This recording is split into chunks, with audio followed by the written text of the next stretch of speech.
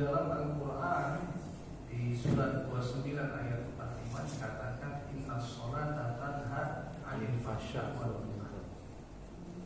Ya, sholat itu dapat mencegah perbuatan keji dan munkar. Kita masih membahas dari aspek akal, ya, untuk mengetahui manfaat dari sholat. Ya. Beda kalau kita sholat, kita tahu manfaat sholat dengan kita melaksanakan sholat sebagai upaya menggugurkan kewajiban. Beda dampaknya terhadap kekhusyuan kita. Ya, beda.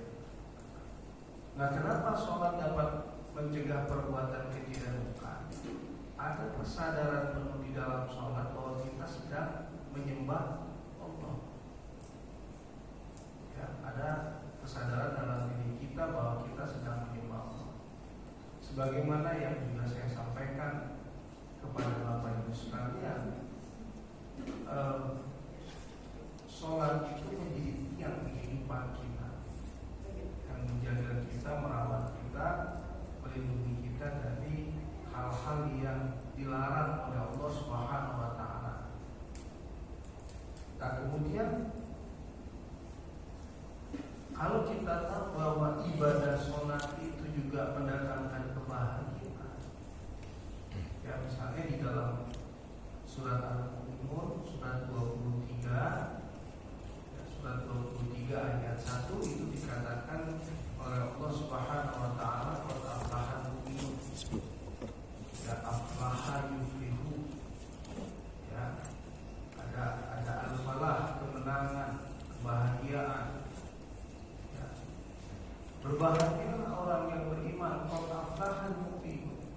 Siapa orang yang beriman bahagia itu? Alladzina hum fi shalatihim khashi'un, orang yang khusyuk di dalam sholatnya. Jadi ada hubungan, Bapak Ibu, antara sholat dengan rasa bahagia. Ini Al-Quran, firman Allah. Ya, qad aflaha al-mu'minun, berbahagialah orang beriman. Aflaha itu juga diartikan kemenangan. Aflaha juga diartikan keberuntungan. Aflaha juga diartikan kesuksesan. Al-muflihun, orang yang sukses. Al-muflihun, orang yang menang. Al-muflihun, orang yang bahagia. Nah, siapa golongan orang yang berbahagia ini? Alladzina hum fi sholatihim khashi'un, orang yang khusyuk di dalam sholatnya. Ini Al-Quran turun 1400 sekian tahun yang lalu. Nah, penelitian menyebutkan bahwa orang yang sholat itu sebetulnya, penelitian di Amerika, di Amerika itu ada penelitian hubungan meditasi dengan peningkatan hormon kebahagiaan. Ya, ada hubungan meditasi dengan peningkatan hormon kebahagiaan yang bernama endorfin. Nah, Islam kan tidak mengenal meditasi, karena meditasi tertinggi dalam Islam itu adalah sholat. Nah, berarti sholat itu berdampak terhadap peningkatan hormon kebahagiaan yang bernama endorfin. Endorfin itu morfin. Bedanya morfin disuntik, kalau endorfin diproduksi di dalam tubuh kita. Sama ya, semacam zat kimia, ya, senyawa kimia itu yang diproduksi oleh tubuh kita. Ya. Maka orang yang sholat itu bahagia karena apa? Ada peningkatan hormon kebahagiaan. Dan hormon kebahagiaan endorfin itu kalau Bapak Ibu buka literaturnya, di antaranya itu adalah penawar rasa sakit, pengontrol rasa sedih, pengontrol rasa cemas. Makanya orang yang sholat itu kenapa bahagia? Karena faktanya sebagaimana Al-Quran mengatakan, ya memang bahagia. Dan penelitian mengatakan karena ada peningkatan hormon kebahagiaan yang disebut endorfin. Maka Ali bin Abi Thalib ketika tertusuk anak panah minta dicabut anak panahnya pada saat sholat. Karena maka sedang meningkatkan hormon kebahagiaan. Nah, tapi sholatnya harus khusyuk. Ya, sholatnya harus khusyuk. Nah, definisi khusyuk itu Bapak Ibu. Definisi khusyuk itu adalah sebetulnya kalau menurut Al-Quran adalah kerja hati. Maka Al-Quran di dalam surat Al-Baqarah ayat 4546 ya, wasta'inu bis-sabri was-shalah wa innaha lakabiratun illa 'alal khashiyin. Minta tolonglah kepada Allah dengan sabar dan sholat. Sesungguhnya sholat itu amat berat kecuali bagi orang yang khusyuk. Nah, di ayat 46 surat Al-Baqarah, alladzina yazunnuna annahum mulaqu rabbihim wa annahum ilaihi raji'un. Jadi khusyuk itu terkait kerja hati, yaitu orang-orang yang punya keyakinan bahwa mereka akan bertemu dengan Allah dan kembali menghadap Allah. Ya, Bapak Ibu, setiap sholat ada satu kesadaran keyakinan bahwa kita akan bertemu dengan Allah dan kembali menghadap Allah. Nah, itu adalah khusyuk namanya. Maka kalau ada kekhusyukan, berarti ada upaya kita pasca sholat, setelah sholat, menjalankan perintah Allah, menjauhi larangan Allah. Berarti saat kita sholat dan pada setelah kita sholat, berarti bahwa yang layak mendapatkan ketaatan kepatuhan kita hanya Allah.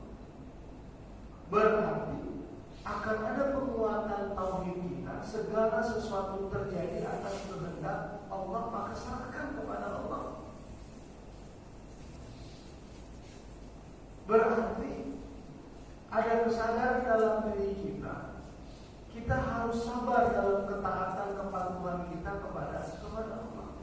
Jadi makna khusyuk itu sebetulnya yang utama itu adalah alladzina yazunnuna annahum mulaqu rabbihim wa annahum ilaihi raji'un. Kesadaran keyakinan pada diri kita bahwa kita akan kembali kepada Allah dan bertemu dengan Allah.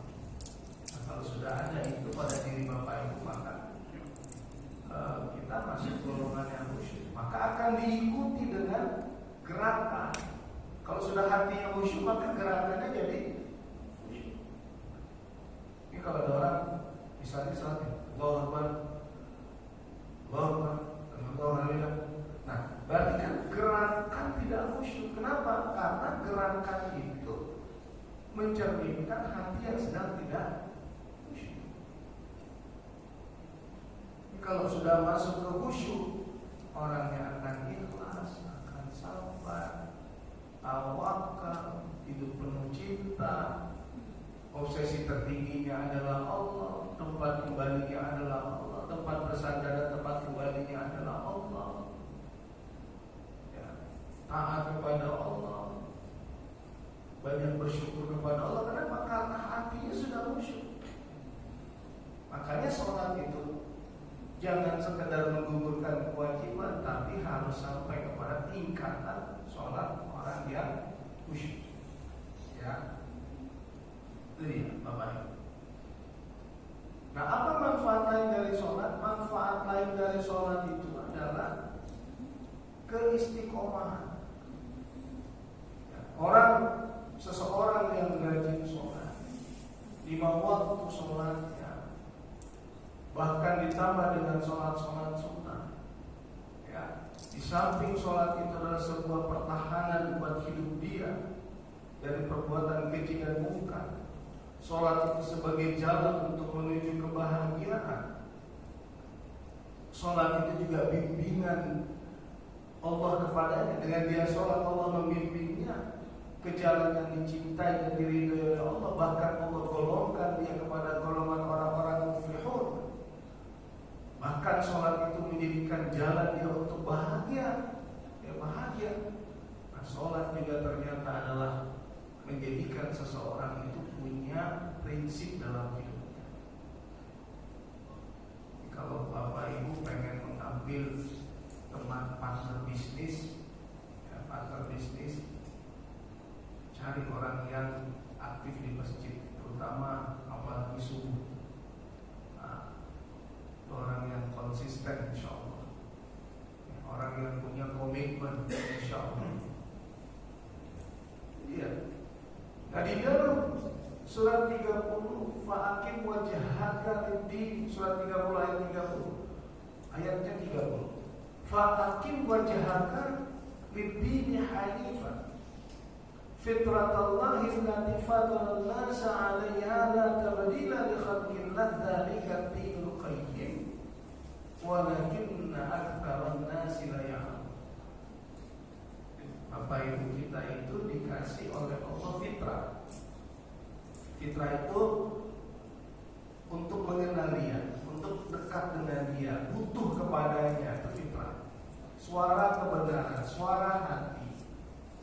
Ismail Faruqi menyebutnya citra ilahi pada diri kita. Itu diberikan oleh Allah kepada kita pada saat akan ditiupkan ruh. Allah mengangkat sumpah, alastu bi rabbikum, surat Al-A'raf ayat 172.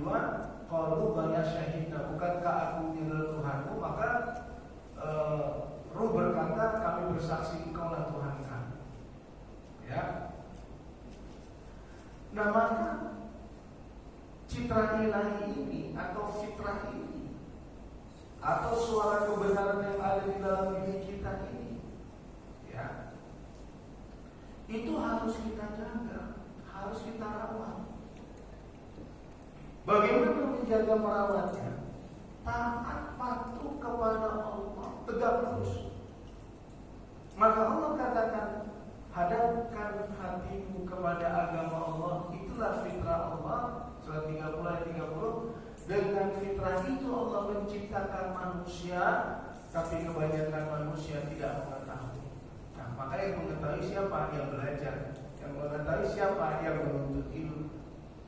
Jadi kita ngaji hari ini itu untuk menghadapkan hati kita kepada Allah, tegak lurus pada agama Allah. Kita sholat, kita puasa, kita zikir, kita sedekah, kita baca Al-Quran, kita nuntut ilmu, kita pergi haji, kita pergi umrah dan seterusnya. Nah itu untuk menjadikan fitrah kita itu tegak lurus, istiqomah, konsisten di jalan Allah. Nah kemudian bagaimana caranya? Ada 4 cara secara simultan berjalan berbarengan 4 cara ini. Salah satu di antara yang 4 ini, kalau pengen kita jadi orang yang istiqomah, salah satunya adalah sholat. Yang 3 apa? Munibina ilaih, kembali bertobat kepada Allah. Yang kedua apa? Taqwa wattaqu. Yang keempat apa? Wala takunu minal musyrikin, jangan kamu menyekutukan Allah. Nah yang ketiga adalah wa aqimus shalah, dirikanlah sholat. Jadi saya hakul yakin Al-Quran mengandung kebenaran. Orang yang sholat itu saya yakin adalah orang yang punya prinsip. Orang yang sholat itu apalagi dia berjamaah, apalagi di waktu pagi hari subuh, apalagi dia sudah kemudian dengan sholat-sholat sunnahnya, insya Allah kita prasangka baik dia adalah orang yang berpegang pada prinsip. Ya. Kalau dia bergaul, dia berpegang pada prinsip persaudaraan, prinsip persahabatan. Ya, dia tidak akan melakukan kalau dia berbisnis, dia tidak akan melakukan berbagai menghalalkan segala cara untuk mencapai ambisi bisnisnya. Kalau dia berpolitik, dia tidak akan menghalalkan segala cara untuk meraih ambisi politiknya. Ya, apapun yang dia kerjakan, kalau dia ahlus sholat, kalau dia ahli sholat, dan sholat itu bukan sekedar menggugurkan kewajiban, tapi sholat itu sudah jadi kebutuhan. Ya, dengan hal-hal poin-poin tadi yang kita sudah bahas, saya yakin orang itu adalah orang yang punya prinsip, orang yang konsisten, orang yang pegang komitmen, punya komitmen, dan dia tegak lurus. Ya. Jadi kalau bapak-bapak para pebisnis ini sedang cari karyawan, jangan wawancaranya itu cuma apa kemampuan kamu, skill kamu apa. Kalau dia muslim tanya, apa aktivitas kamu sehari-hari, boleh nggak saya tahu? Tanya. Jam berapa kamu bangun tidur? Apa yang kamu lakukan bangun tidur? Saya sholat Pak, di mana kamu sholat? Tanya. Paling tidak itu sudah menjadi satu modal gambaran. Ya, gambaran. Terus zuhur, gimana zuhur? Saya mau tahu aktivitas kamu sehari apa. Biar nggak tahu, biar tidak terlalu ketahuan kita sedang mendeteksi aktivitas sholatnya, tanya saja aktivitas hari apa. Ada nggak dia sebut yang sholat 5 waktu itu? Nah, kalau ada itu satu modal. Apa itu? Nah, baru diskusi. Kamu kalau saya bukan tokoh agama, tapi kalau saya nanya boleh dong, kira-kira sholat kamu itu sebagai bentuk apa? Kewajiban apa kebutuhan? Kerja. Orang yang sholat itu insya Allah orang yang punya komitmen. Nah, kemudian yang gak kalah penting Bapak Ibu, agar langkah kita untuk sholat itu ringan, agar kita bisa sholat penuh kekhusyuan, jadikan sholat itu sebagai sarana kita minta tolong kepada Allah. Kenapa? Karena juga salah satu manfaat sholat itu sebagai sarana pertolongan kita kepada Allah. Loh, kenapa demikian? Karena ayatnya demikian. Al-Baqarah 153, ya ayyuhalladzina amanu ista'inu bis-sabri was-shalah innallaha ma'as-sabirin. Wahai orang yang beriman, jadikanlah sabar dan sholat sebagai penolongmu, atau minta tolonglah kamu kepada Allah dengan sabar dan sholat. Sesungguhnya Allah beserta orang yang sabar. Al-Baqarah 153. Al-Baqarah 155, kamu pasti akan menghadapi ujian itu. Al-Baqarah 153 itu jadikan sabar dan sholat sebagai penolongmu. Al-Baqarah 155, kamu pasti akan menghadapi cobaan ujian hidup. Jadi amalan yang paling efektif, amalan yang paling dahsyat, ketika saya ditanya sama Imam Ustaz, apa sih amalan yang paling dahsyat, yang paling efektif saat kita menghadapi cobaan ujian hidup? Amalan yang paling dahsyat itu ya sholat. Karena itulah Rasulullah mengatakan, Al-Baqarah 153, mintalah tolong kepada Allah dengan sabar dan sholat. Al-Baqarah 155, kamu pasti akan menghadapi cobaan ujian itu. Nah, ini yang saya tekankan kepada Bapak Ibu sekalian.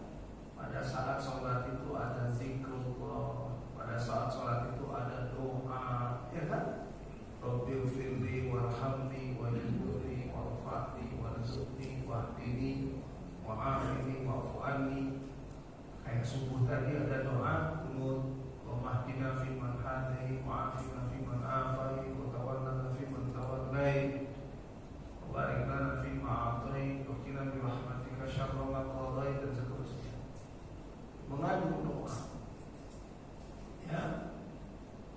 Dan sholat itu adalah hubungan kita ke Allah. Maka sadarkanlah diri kita bahwa kita sedang berkomunikasi dengan Allah, sedang berinteraksi dengan Allah, berinteraksi dengan Yang menciptakan kita, berinteraksi yang berjanji kepada kita kalau kita berdoa Dia akan kabulkan doa kita.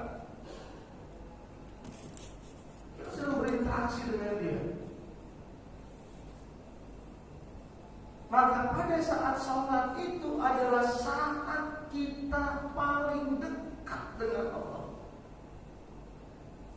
Rasulullah SAW mengatakan, saat yang paling indah dalam hidupku saat aku sholat, pada saat aku saat paling indah dalam hidupku saat aku sholat, saat aku paling dekat dengan Allah pada saat aku sedang sujud. Kalau kita memahami aspek-aspek seperti ini Bapak Ibu, saya yakin tidak saya kalau sholat itu hanya sekedar menggugurkan kewajiban, ya. Sebetulnya ini untuk membedakan kenikmatan ibadah. Jadi kalau sekedar menggugurkan kewajiban, feel-nya nggak dapat. Namanya sekedar menggugurkan kewajiban, feel-nya nggak dapat. Tapi kalau sholat sebagai kebutuhan tuh feel-nya dapat banget. Dapat, bisa nangis. Dapat banget feel-nya. Sholat jadi kebutuhan hamba kepada Tuhannya, kebutuhan bersandar, kebutuhan berinteraksi, kebutuhan menyampaikan harapan-harapan hidupnya, kebutuhan hidupnya, dan bersandarnya kepada yang maha kuat, maha hebat. Ini saya kalau saya merenung aja ya, merenung Bapak Ibu. Itu kalau Bapak Ibu dekat sama Panglima, cerita kemana-mana. Saya dekat sama Panglima, dekat sama Presiden, bahkan bagaimana caranya orang tahu Bapak Ibu dekat sama Presiden, dekat sama Menteri juga begitu.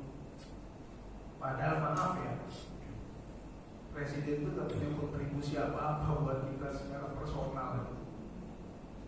Menteri itu belum tentu kenal sama kita Bapak Ibu. Kadang-kadang kita, saya harus ketemu sama Menteri, saya harus ketemu sama Presiden.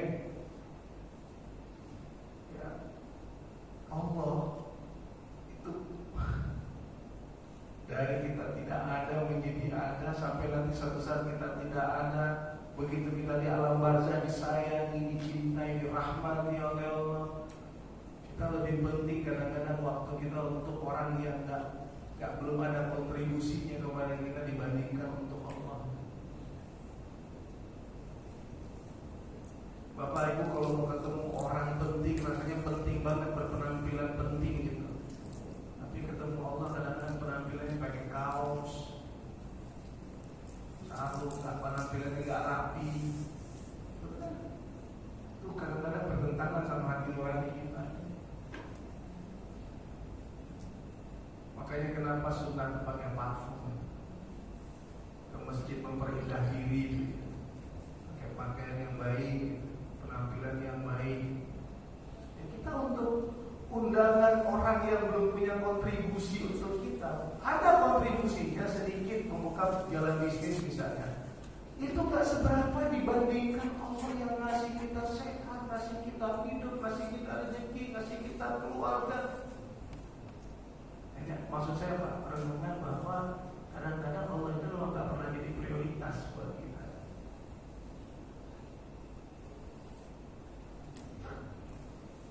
Padahal kalau kita dekat dengan dia lebih optimis daripada dekat kita dengan Presiden. Presiden itu paling lama 2 periode, Menteri paling lama 2 periode. Allah itu setiap waktu, setiap saat.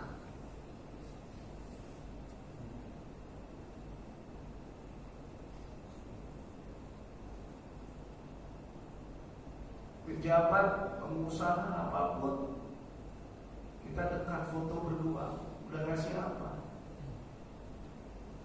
Yang Bapak Ibu banggakan dekat itu. Kasih apa sama Bapak Ibu? Allah Maha kuat, Maha hebat, Maha pengasih, Maha penyayang.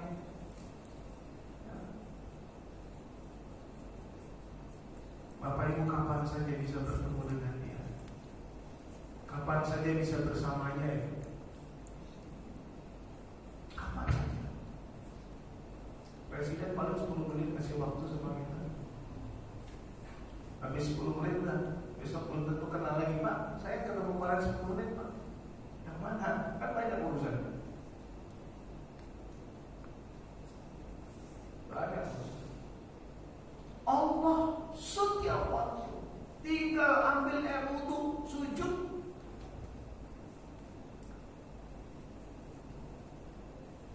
Presiden kita minta Pak, saya butuh itu. Oh ya nanti saya sampaikan.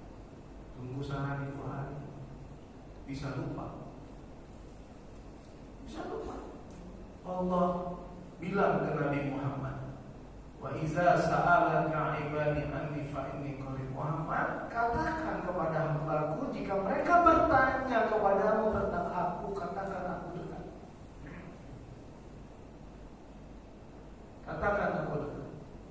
Ujibu da'watad da'i idza da'an falyastajibu li wal yu'minu bi. Aku akan mengabulkan permohonan mereka kepadaku jika mereka bermohon kepadaku. Hendaklah mereka menjalankan perintahku dan hendaklah mereka beriman kepadaku. Tidak dikabulkan permohonan kita di dunia, nanti permohonan itu dikabulkan dalam bentuk rahmat di akhirat. Pasti kata Allah. Tapi tidak pernah Allah itu jadi prioritas dalam hidup kita.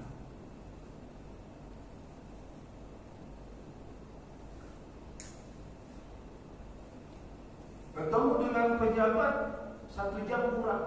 Pak, tolong tambah waktunya Pak, misalnya ngomong sama ajudannya.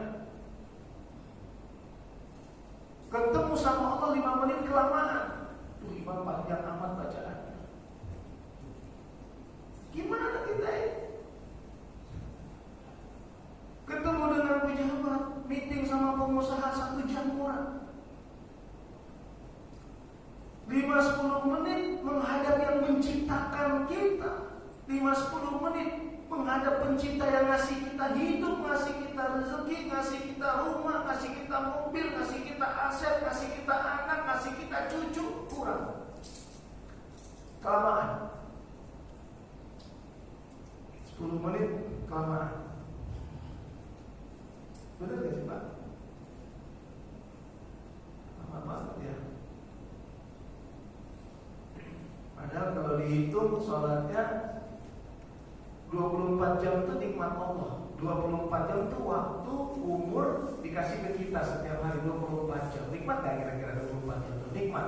Tapi untuk yang kasih nikmat cuma 1 jam. 10 menit subuh, 10 menit zuhur sampai 10 menit isya. 50 menit 1 jam. Bayang, 1 jam saja itu kayaknya lama. Padahal 24 jam diambil cuma 1 jam. Nggak banyak orang ngambil itu Bapak.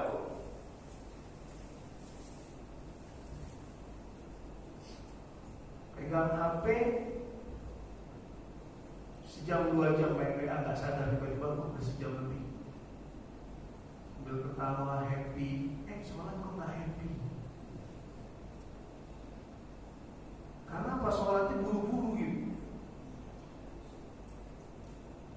Bola kemarin jam 2 bisa bangun alarm.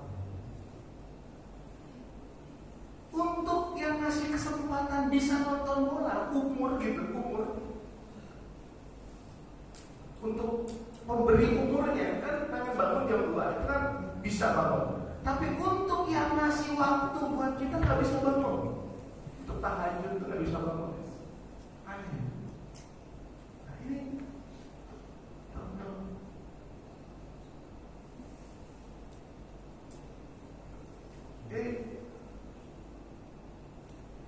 uang anak Pak mau beli ini Pak mau beli ada.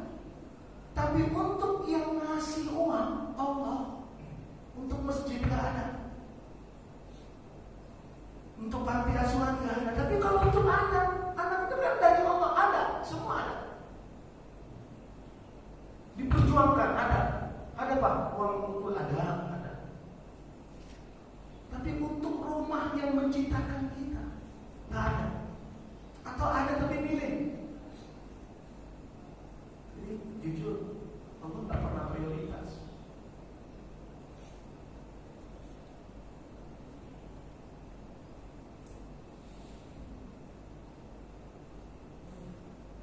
Pak ditunggu Pak sama menteri ini Pak. Oke saya salam dulu sebentar ya. Cepat selesai. Padahal yang mengizinkan bertemu dengan menteri adalah Allah. Tapi betapa cepatnya sholat hanya sekedar gugur karena menteri sudah menunggu. Lebih penting menteri daripada Allah.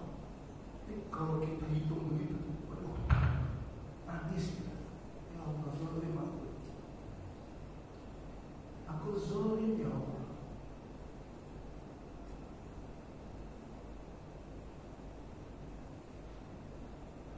Dikasih nikmat nggak bersyukur.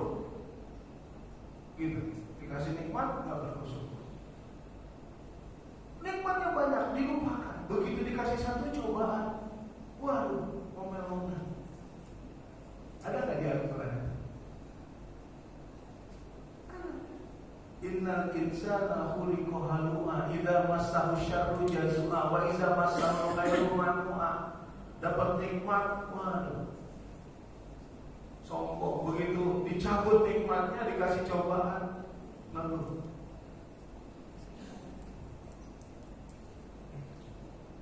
Bapak Ibu, ini bahan introspeksi. Ya, jadi kalau saya menyebutnya kita itu termasuk saya. Bahan introspeksi kita. Ya, sekali lagi. Ya ayyuhalladzina manfaat sholat. Kalau kita sholat tahu manfaat sholat, dahsyat sholat kita. Dan salah satu manfaat itu, sholat itu sarana kita berinteraksi, bertemu dengan Allah, memohon kepada Allah, bersandar kepada Allah, menjadikan Allah sebagai obsesi tertinggi di dalam hidup kita. Ya, dan sarana permohonan pertolongan.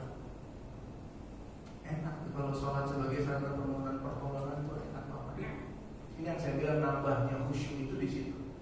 Sholat dijadikan jalan untuk meraih kesuksesan, meraih kebahagiaan, mencegah perbuatan keji dan mungkar, jalan untuk menguatkan kita jadi orang yang istiqomah, sebagai sarana permohonan minta tolong kepada Allah. Dan sholat itu menjadikan kita orang yang gak gampang. Ada penyakit ini Bapak Ibu, penyakit post-power syndrome. Post-power syndrome itu surat Al-Ma'arij tadi, surat 70 ayat 19 itu sampai ayat 22 itu. Innal insana khuliqa halu'a, manusia itu diciptakan berkeluh kesah. Iza massahu syarru jazua, kalau dia dapat keburukan dia mengeluh. Wa iza massahu khairu manua, kalau dia dapat kebaikan dia lupa, dia kikir, dia sombong. Nah, ini biasanya kalau ini menjadi karakter yang kuat pada diri kita, ini bahaya. Suatu saat bisa kena penyakit post-power syndrome. Ketika nikmatnya hilang, dia kena penyakit post-power syndrome. Perasaan masih menteri padahal udah gak menteri. Perasaan pengen minta dihormati terus. Perasaan masih merasa jadi anggota DPR padahal dulu zaman Pak SBY. Perasaan dirut aja perasaan. Perasaannya dirut BUMN itu dulu. Atau dia kena penyakit post-power syndrome. Perasaan jenderal, masih jenderal, ya itu umur 70 lebih masih perasaan jenderal, maka anak buah istri, anak, keponakan, cucu semua jadi seakan-akan jadi pasukan semua, ambil ditolong itu. Itu post-power syndrome. Nah, yang tidak mengalami kondisi ini, yang pertama itu disebut oleh Allah illal musallin, kecuali orang-orang yang sholat. Orang yang sholat itu insya Allah jauh dari penyakit gangguan emosional. Itu gangguan emosional.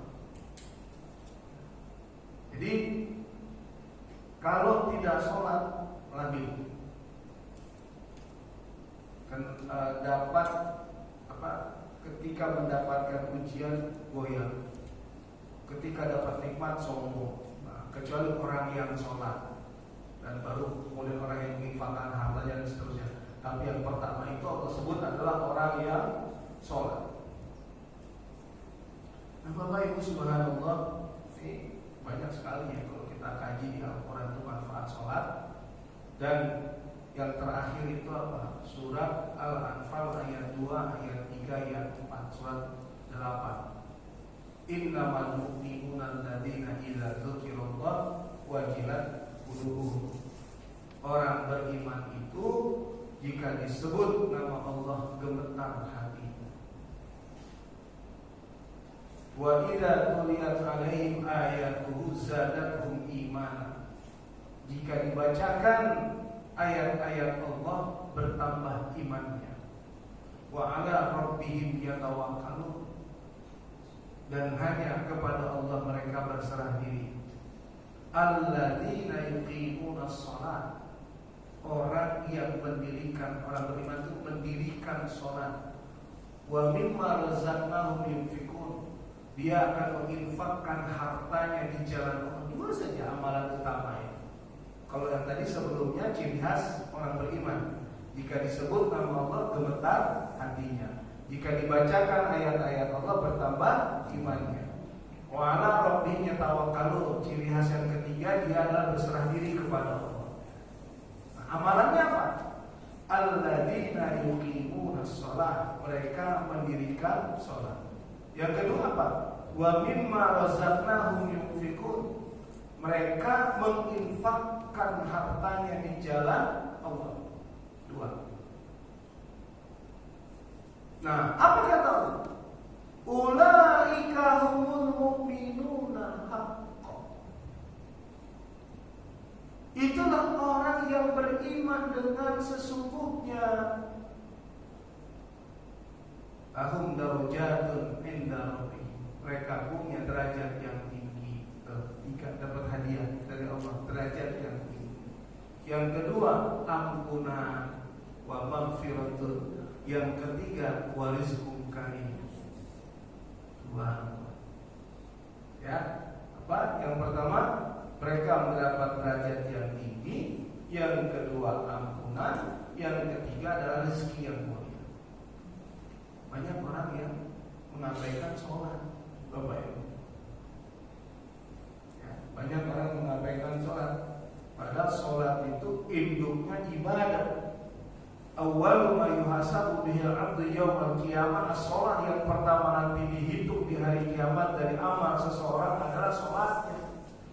Kalau baik sholatnya, baik semua amalnya. Kalau rusak sholatnya, rusak semua amalnya. Yang ditanya pertama itu adalah sholat. Kalau kita ingin hidup kita lebih baik, maka perbaikilah hubungan kita dengan Allah. Berarti apa? Perbaikilah sholat kita. Ya, harus jadi kebutuhan, harus dapat feel-nya. Ya, sholat harus dapat feel-nya gitu.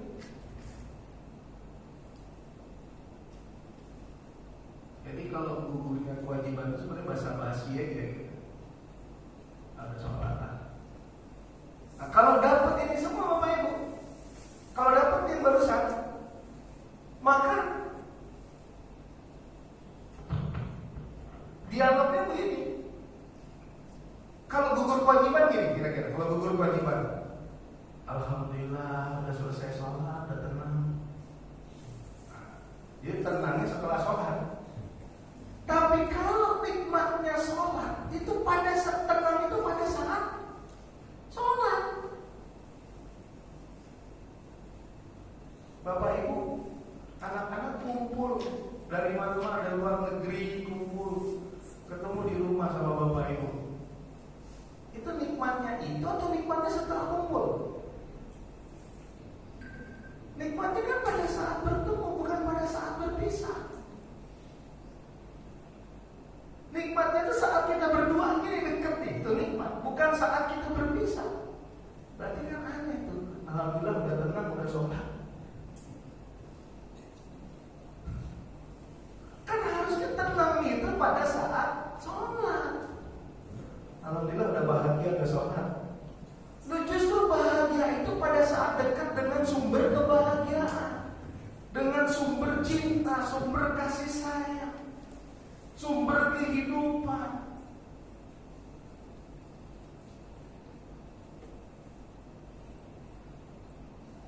Ini istri saya sama anak pergi umroh.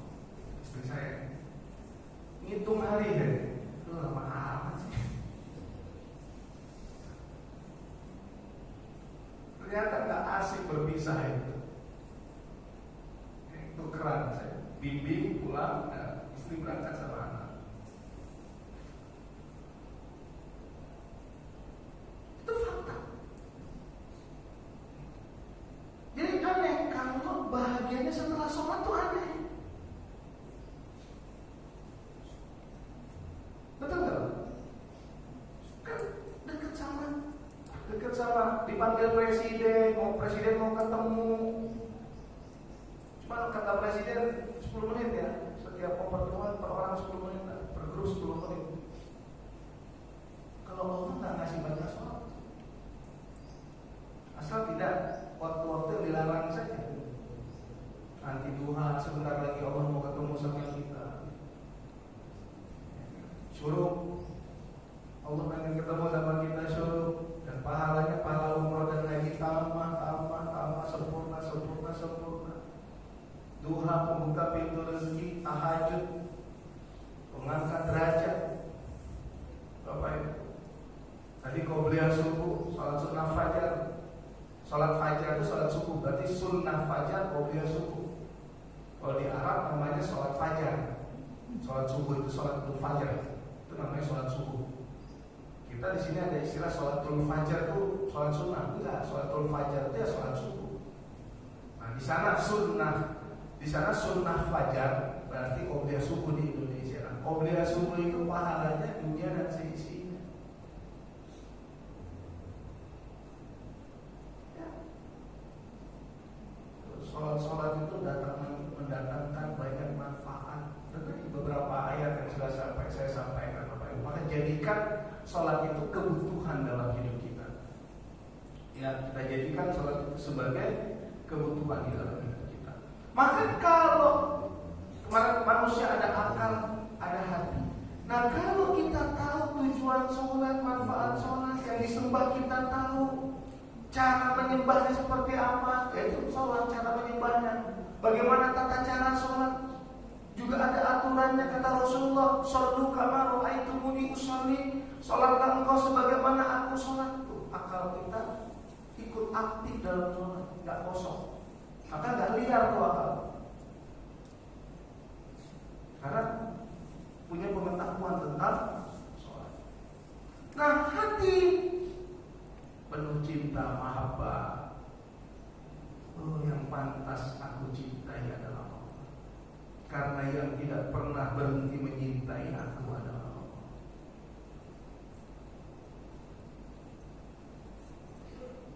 Presiden itu ada masanya berhenti memikirkan rakyatnya. Bohong kalau nggak ada. Menteri itu ada masanya memikirkan rakyatnya. Bohong kalau nggak ada. Kapan itu? Nanti udah pensiun udah nggak mikirin lagi dia. Presiden lah, ya presiden terdahulu mana ada. Sesekali berkontribusi memikirkan, tapi nggak setiap saat memikirkan rakyatnya. Dan ketika menjabat presiden belum tentu juga 24 jam memikirkan rakyat. Dia Allah lah yang tahu itu. Tapi Allah nggak pernah berhenti memikirkan kita, mengatur kehidupan ini. Allah nggak berhenti, yang lahir, yang hamil, yang nikah pengen punya anak, hamil, udah punya anak pengen sehat mengandung, udah mengandung pengen melahirkan 9 bulan, udah lahir, udah besar pengen sekolah TK, minta rezekinya. Ada yang kehidupan manusia, aktivitas hidup manusia. Yang naik pesawat minta selamat, yang ujian minta lulus, yang belum punya jodoh minta jodoh, yang udah tua minta sehat. Pagi-pagi banyak orang yang berdoa minta keluarganya di ICU itu dikasih yang terbaik.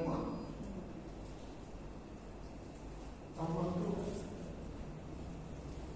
tapi Allah nggak pernah prioritas buat kita. Padahal kebergantungan kita kepadanya itu penuh. Maka manusia itu fakir, Bapak Ibu. Fakir itu manusia itu butuh Allah. Manusia itu membutuhkan Allah. Jadi kalau kita renungkan yang begitu, tangis kita. Iya ya. Kita butuh Dia di dalam hidup kita. Ya itu dulu Bapak Ibu. Ya, nanti kita bahas hati ya. Bulan depan nanti ya. Udah selesai. Akal itu bicara tentang tujuan, manfaat, kenapa harus sholat itu. Nah, nanti kita bicara mahabbah, kita bicara hati, kita bicara ikhlas, kita bicara syukur. Mudah-mudahan satu pertemuan selesai, baru kita pindah ke tema berikutnya. Ada pertanyaan?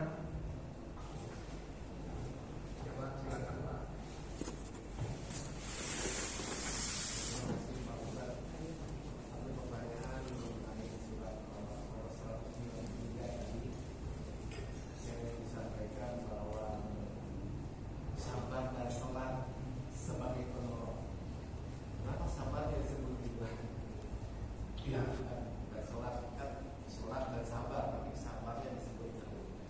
Nah, ini banyak orang memahami sabar itu seperti sesuatu di luar konteks ketuhanan. Padahal sebetulnya sabar itu ibadah. Sudah pernah sampaikan belum di sini? Belum. Jadi sabar itu adalah sabar dalam ketaatan kepatuhan kepada Allah. Sabar dalam meninggalkan maksiat karena Allah. Itu di sini sekarang. Sabar dalam mendapatkan ridho Allah. Jadi sabar itu sebagai kekuatan spiritual. Ya. Jadi sekali lagi, sabar dalam menjalankan perintah Allah, sabar dalam meninggalkan larangan Allah, sabar mencari keridhaan Allah. Maka sabar itu bagian dari perjuangan kita untuk mendapatkan ridho Allah. Bawakan sabar itu pada saat sholat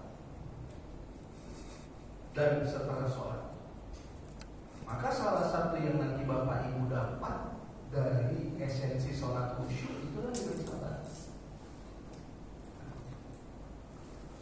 Itu pertama. Yang kedua, ini konteksnya dikaitkan dengan cobaan ujian ini. Makanya di Al-Baqarah 153 Allah katakan wa basyiris sabirin. Itu kan nyambung ayatnya. Kamu pasti akan kami uji sedikit dengan rasa takut, bla bla bla dan seterusnya.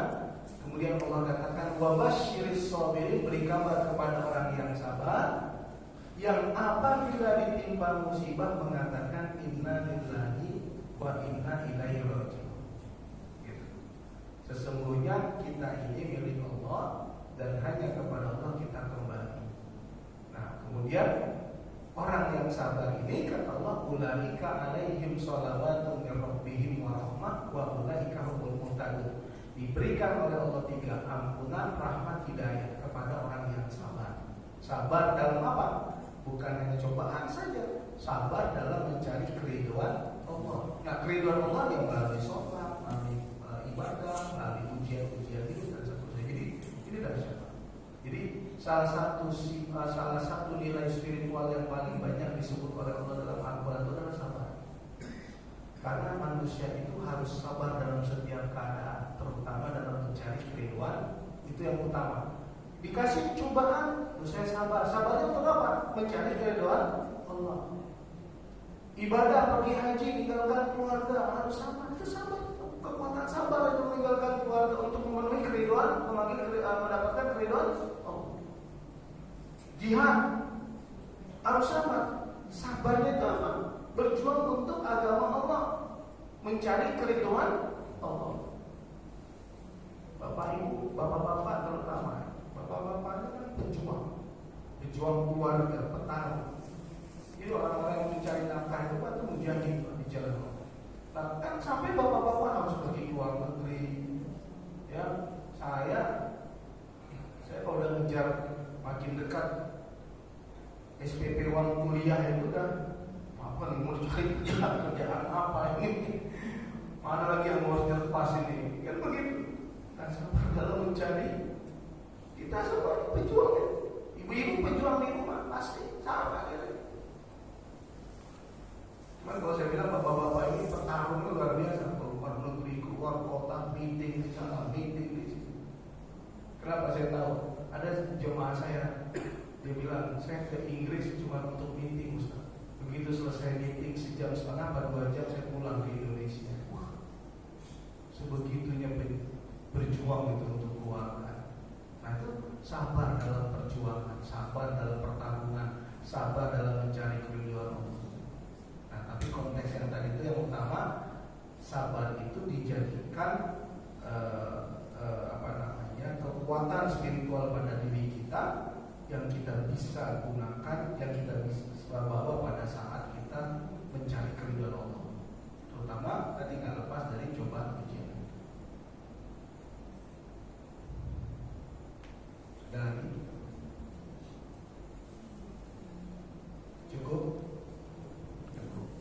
sehat-sehat buat semua. Ya. Nanti kita sambung lagi bulan depan insya Allah di awal bulan ya. Awal bulan ya. Tapi nanti di Februari awal bulan tanggal 28 saya berangkat umroh.